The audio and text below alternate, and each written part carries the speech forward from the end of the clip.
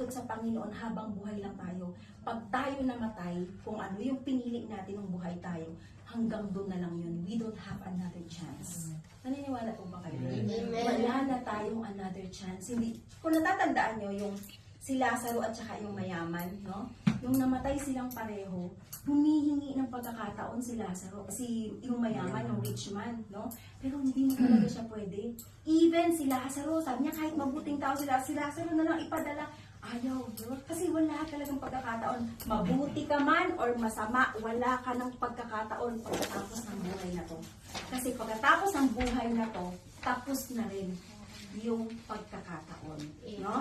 So, kaya talaga sinasabi po ang salita ng Panginoon, kailangan nating maging handa, no? Kung ano man yung paghahanda, naghahanda tayo na baka biglang dumating si Jesus kasi we're on the last days, no? We're on the last days. Actually, pag-aaralan natin 'yan sa ating Bible study, ang end times, no? Kasama natin pag-aaralan 'yan.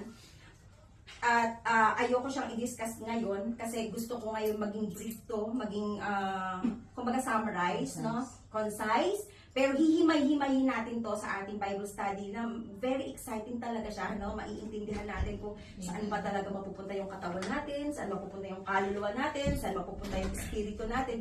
Because we are consist of three, no? Yung body, soul, and spirit, no?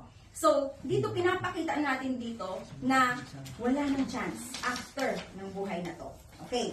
So, number 1, we need to be ready. Number 2, what happens after? Ano bang mangyayari? Okay, sige na, mamamatay na tayo. Pag tayo namatay, ano na ba ang mangyayari? Exciting? Amen. O, alam niyo na ba kung anong mangyayari pag namatay tayo? Hindi pa. Okay, number 1, kung ready ka. Kasi dito po, kapag tayo ay namatay, merong dalawa na pwedeng puntahan. Kapag ready ka, pag sinabing ready ka, may connection ka kay Lord, may relasyon ka kay Lord. Hindi dahil member ka ng RCCI, hindi dahil may Bible ka, hindi dahil nagsisimba ka. Pag sinabi dito na ready ka, ibig sabihin may tamang relasyon ka sa Panginoon. May Kristo ka sa puso mo. Naniniwala ka na si Jesus namatay, inilibing, muling nabuhay para sa'yo. That is the readiness that the Bible is talking about. Amen? So, sabi sa 2 Corinthians 5:8, sige po, pakibasa. Ikalawang Korinto, Kabanata 5, Talatang 8. Maraming aming loob at mas gusto pa nga namin iwan ang katawan ito sa aming kinatahanan ngayon upang manirahan na sa piling ng Panginoon.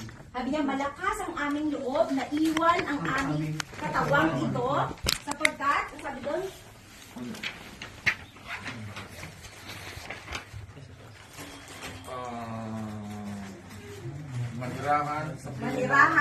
manirahan sa piling ng Panginoon. Kasi sabi niya, once na iniwan natin yung katawan dito, tayo, tandaan na, yung ready, yung may tamang relasyon sa Panginoon. Kapag iniwan natin yung buhay natin dito, automatically, doon tayo sa piling ng Panginoon. That's the promise. No? Promise siya ni Lord. Promise siya ni Lord. So sabi dito, absent from the body is present with the Lord kung may relasyon ka sa Panginoon. Now, when you die, doon tayo agad kay Jesus, no?